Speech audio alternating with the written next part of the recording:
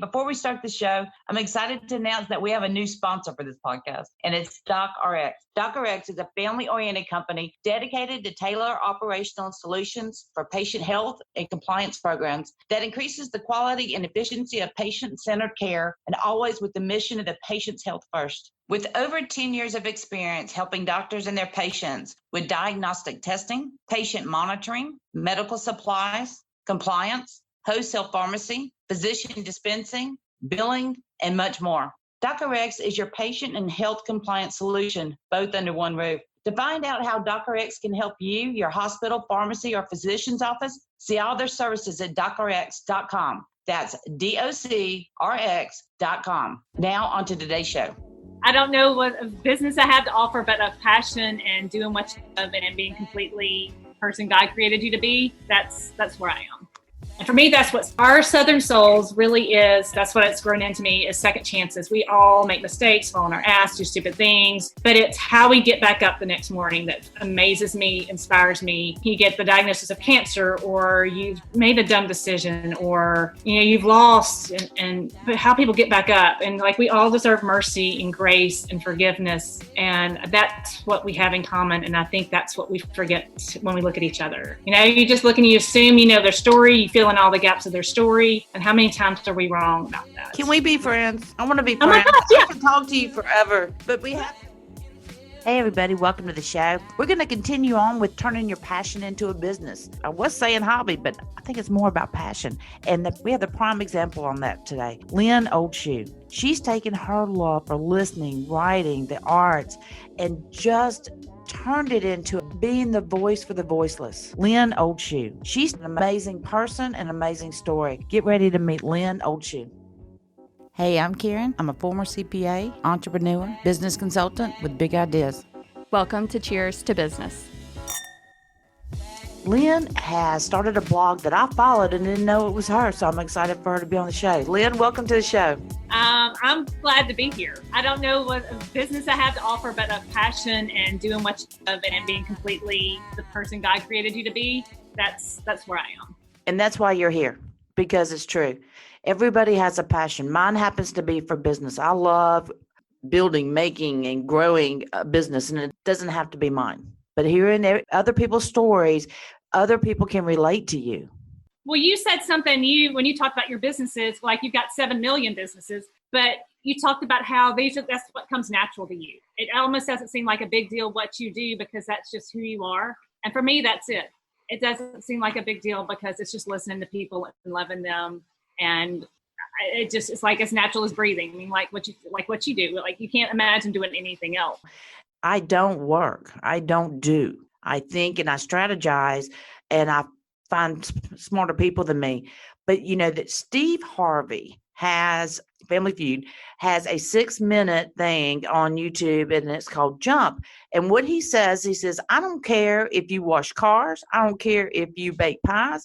If that's what your God-given talent, because everybody has one, then that's what you need to do because you're passionate about it. And that's what today's show's about, is your passion. And your passion is storytelling. Am I right? Oh my gosh, yes. And people, and just listening, it's everything of who people are, what's important to them, what do we all have in common. I mean, you talk about how the fundamentals of business, you have a variety of different businesses, which I can't wrap my head around how you do it, but you said it's the fundamentals. The fundamentals of business are all the same. And for me, that's people. I've interviewed almost 1,700 people. So our Southern Souls started 5 years ago, December 10th. And I've interviewed people around the world. People are people. I've interviewed them in Morocco and Cuba and London and everywhere. I've interviewed them in prison. But this is, like you said, the fundamentals. It's people. For those that don't know what our Southern Souls is, but tell us what it is. What's it about? So our Southern Souls, this is the stories of people's lives. Every day I walk up to strangers and start these conversations and find out who they are, what's important to them. One of the questions I always ask is, what is the hardest thing you've been through in your life? Just giving people a chance to talk through the hard and what they overcame, and then coming through to the success. Your God-given talent is something others proclaim to be, and that's a content maker. But you're making it from your soul and your heart. So I get our Southern Souls part. So you have, I was blown away, 31,000 people that follow you on Facebook with this. Did you think it would get this big so far? No, and I try not to think about that.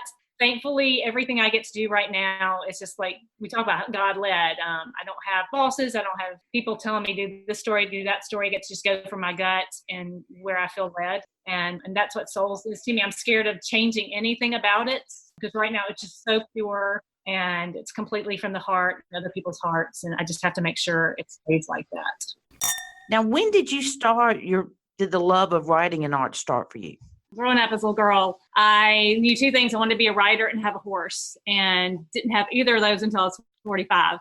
I'm from a newspaper family who was successful in Mississippi, and I think sometimes if you grow up in that family, you kind of get away from it because I didn't want to let my family down. I should have gone into investigative journalism in college. I should have been doing it my whole life, but I ran away from it. I had zero self-confidence, nobody says, hey, you can do this. So by the time I had kids, and you can't run away from it. I mean, it keeps coming back and the voice gets louder and louder and just really starts stirring things up and causing internal turmoil. And so finally, we lived in Tuscaloosa and I took Rick Bragg's magazine writing class. And to sit there for a semester with Rick Bragg and hear him talk about it and write stories and having him critique them. And, the last story he said, you should be doing this. Okay, that's good enough. And there's the writing part, but y'all, everybody listen, I want you to know that we're doing a Zoom right now, and she has a horse behind her. So you got the writing and you got a horse. So I love it now of finishing stories or having these significant moments and then going out and riding her. And so it's such a testament to this little girl, at 12 years old, you knew. I mean, you talk about at 12 years old, you were out there collecting fiberglass and writing down making sure you had the journal and making sure you're getting all your money. I mean, at 12 years old, And how many people get away from that? I think our child and somehow we lose it. We have no confidence. I know exactly what you mean. In fact, it made me tear up when you were saying that because almost 6 years ago, my husband says, hey, I want you to go look at this house. And we'd been in the same house for 15 years. We've been married, 30 plus. And I said, why? He said, just go. And I didn't know it. And I grew up down on the bay. I didn't have any air conditioner or heat, but it was a great place to grow up down off Dauphin Parkway. And he had me show up at a house on Fowl River. And I said, what's going on? How did you find this place? And he goes, I've been searching for a year to get you back on the water. And I didn't know it. And have somebody that loves you and gets you like that. Yes. And so I'll never find another human being that loves me like he does. But to get back to that little girl, like you were just saying, I mean, I so identify with that. It always comes back around. And I tell you what, to go back to those roots, to feel at home, doing what you love, that's a magical, magical thing. Now, speaking of magic, I love your horse. What's the horse's name? Shay. And I'm actually keeping her for somebody. I've been keeping her for a year and she's not getting her back. So for me, I know that every day is like a gift with her, and that she's just a big yard dog. And we go riding at sunset every night. And I listen to Waylon Jennings and John Denver. And to listen to 70s country and muck out stalls is the dream. That's amazing. Y'all, if you haven't done it, go on Facebook, search it, like it. You will read about the most interesting people in our area that God ever made. So tell us about that. So I did the magazine. I started the Southern Rambler, I guess 8 years ago. That's your publication? Yeah. So it's it for 5 years, covered art and music. And nobody would hire me to write for magazines or anything like that. So I'll just start my own, and started with artists and musicians, and it was a magic carpet, and the people I got to interview and meet and the bands I got to work with was phenomenal. But then you get to the point of that's it. That's close to who I am, but it's not quite there. And so I interviewed Vincent Lawson, and he's a Black photographer in Mobile who covered the homeless. And I grew up in a very white bubble. My whole river flow, everything was a very white world. And so to have this friendship with Vincent and start learning about homelessness and more about the Black community was just eye-opening to me. And we did this project together about the bus riders in Mobile. And I rode the bus with him for 6 months. And the first day I was terrified. I thought, there is no way they're going to let this 6-foot-tall redheaded white woman on there and care. They're going to kick me off. But instead, every person I sat next to started telling their stories of going to chemo and dialysis and to school and riding the bus for 2 hours to get their kids to a good preschool, and just so much life. And they were so glad to have somebody listen to their stories. And it became, the buses in Mobile look like these rolling billboards for personal injury lawyers. But instead, it's this vital service for people who need it for the things you and I use cars for. And every one of them was these inspiring, incredible humans. And so after the story was done, everything else felt empty after that, of how do I go back to what I wrote about before after experiencing life and realizing that all the walls had been mine. I would sit back to them. They didn't care about me, and they were just glad I was there to listen. It didn't care who I was. None of that mattered. So all the walls were mine. And my husband gave me the book Humans in New York and said, hey, this is you. 5 years ago, December 10th, and started doing it, and it has changed my life. One of my favorite interviews was 2 years ago today. There was a group of Muslim women sitting on the at Fairhope Pier, and there were probably 8 of them. And the men were off, and they were just beautiful, and their robes and their head coverings. And I had to talk myself into going up and talking to them, because I thought there's no way they're going to accept this. And so I went up and just told them who I am and what I do. And they pulled up a chair and poured me tea. And for an hour and a half, we talked about what Muslim women wished American women knew. It was one of the best conversations I have ever had. And they let me know. But even as good as that was the response of the women everybody who read the story. Because in the comments, there was just back and forth of, what does this mean? And I believe this, but that may be wrong. And so this open conversation of, just eye-opening. And that's what Souls is. It's this oasis of people who accept each other. It's not, I don't have to have out the fire extinguisher. I don't have to monitor it. People just care about each other. See, I believe that too. I think in the essence of everyone is goodness. I really do.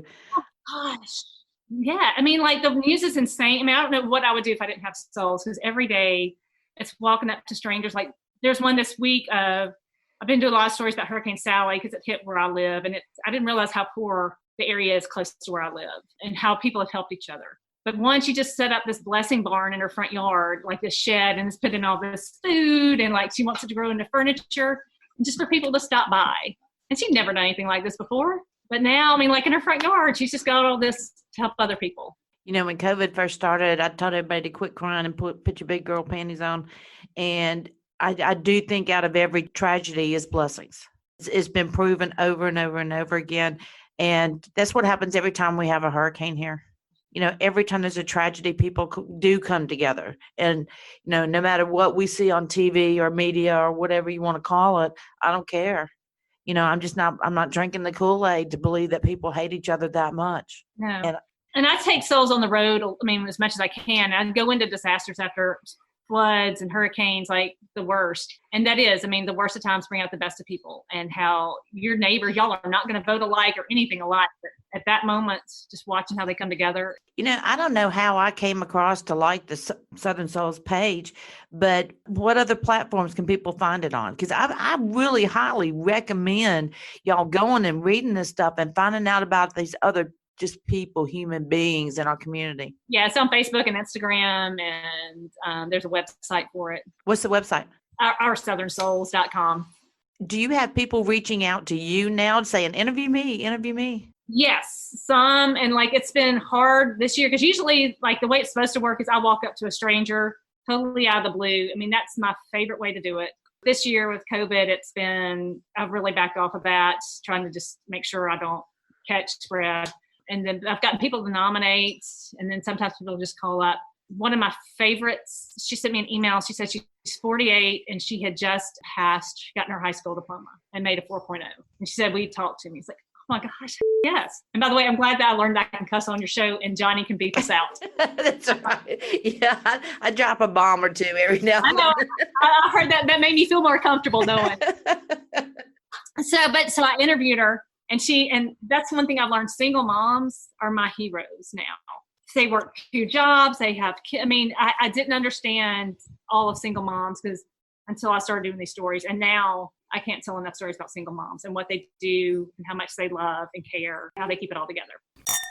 Now, what's next? What's your end goal with this? Do you have one, or you just, letting God guide you? I believe the G in gut stands for God, by the way. If 3 years ago you had told me I would be here doing stories about sex trafficking, domestic violence, working poor for Lanyap, working for Alabama Public Radio, I didn't, but I love it. It's all so fulfilling. I'm working on a story right now for Lanyap about Oak Lawn Cemetery. and it's a black cemetery in Mobile. I had no idea about it, but there's 10,000 graves, almost 900 soldiers, and nobody, I mean, it's totally neglected, forgotten. But the history I've learned about Mobile and the people buried there, I mean, things like that change your life. I've been working on it for 6 months, and it starts running next week in Lanyard.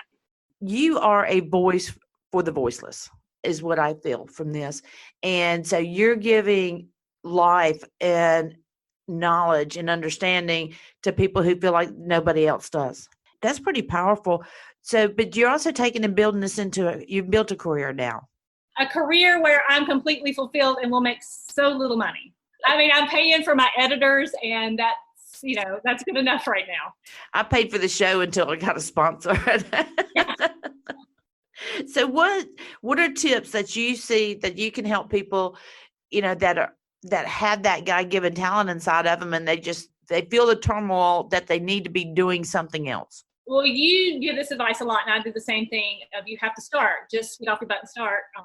For me, it's like that blank page of writing that next story, getting out and doing that interview. It's just that first step of figuring out what the first step is, because once you do the first step, then the rest of it comes. But it sometimes, and like, it's the things that nobody's going to see, like, and give your chance to enjoy it and build it up. I think you've given yourself space to fail and figure things out in the beginning. Nobody's going to care in the beginning. Just make it for you. I mean, there are a lot of stories I've written that nobody's read, they've fallen short, but they're all, I look at every step and every photograph as practice. This is going to be the best I can do at this moment, and then the next one will be better. It's all practice. So basically, don't worry about the naysayers or the critics. Just do your thing. Yeah, and give yourself time to figure it out. You're not going to have it right when you start out. I mean, did you like in your first companies, was it immediately successful, or did you have to? It took me a long time. And I tell you what, even to this day, when I get the big head, or I'm feeling like dun dun dun, I put my own imaginary stupid mental cape on, I get cut off at the knees. You know, Yeah. Tax seasons, you know, thank God I don't have those anymore. But, you know, my mom died in a tax season. My grandmother died in a tax season. I had a miscarriage in a tax season. And finally it got to be like, I said, I know why things happen to me in tax season. And it was because God's way of letting me know that nobody gives a shit about taxes but me at that particular time. You know, they're worried about life, and I needed to concentrate on life. Yeah. Life has a way. I don't care if it's a stock market. I don't care if it's life. Everything has a way of correcting itself. Yeah. I tell you where I got in trouble too is starting out as a writer, and you want that validation. You're like, for so long I've run away from it. And then like with Southern Rammy, I started getting some validation of, hey, you're a good writer, or this or that. And you start getting wrapped up in that. And so I became more focused in what people thought of me and the validation than validating myself.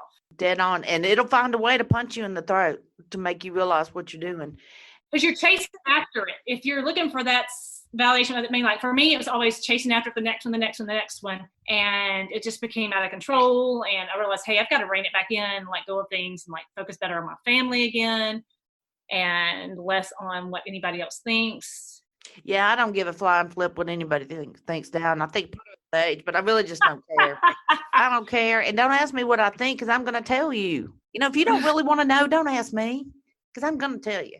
Chasing never, ever works. You can't chase the stock market. You can't chase a career. After Hurricane Katrina, everybody wanted to be an insurance adjuster. Let the housing market do good. Everybody's going to be a realtor. What you going to do in a year? Stop chasing something, because what you're supposed to do is already inside of you. Wow, that was profound. That was pretty good. Write that down, Johnny. I felt a little proud for myself. I better rein it back in, huh? I'm interviewing you, and you're usually the one interviewing. Right. So this is much harder being on this end. I like being on that much better. Oh my gosh, yeah.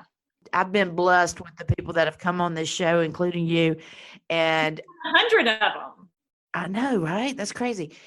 The information that I've learned, I said last night, so I had 4 people that wanted me to look at their financials and, you know, give business advice and stuff. And somebody asked me, why are you so good in business? I said, I'm good at listening to people that were in business. I had all those years to learn from thousands of business owners. So I saw what they didn't do right. but I listen to them. And one of the things I've learned is, and it's from a guy who has millions in gross sales, millions. And I never care about that, by the way. How much you take it home is the more important question. But the smartest thing about him, because he wasn't a rocket scientist, he wasn't the sharpest crayon in that box either, but he was so smart in that he found people smarter than him to work with him. And that's all I've done is putting the right asses in the right seats. And that's what it is in my businesses that, my brother, I don't know anything about building a manifold or heat exchangers. And I've never processed a payroll. And my daughter and that team is fantastic at it. I don't need to be. That's not my passion. So I am going to call these next few shows, turning your passion into a business instead of a hobby. Well, just think about that. What if we had a community like that? If everybody in the community was serving and doing exactly what they were supposed to do and giving it back to a community? I mean, how much better off would we be if, and I get frustrated with, because that's one thing I've learned about from the sex trafficking and domestic violence series is the importance to work with kids and the vulnerabilities. And that's where our problems are in the city. And we're not focusing there. Like we watch the news and get mad about the shootings and we just like, oh, this is a terrible place. Those kids are terrible. But what if every time you watched that and you got mad, you went and volunteered or you used your gifts to help a kid? I mean, like just help one kid. I mean, we're all created to do something with who we are.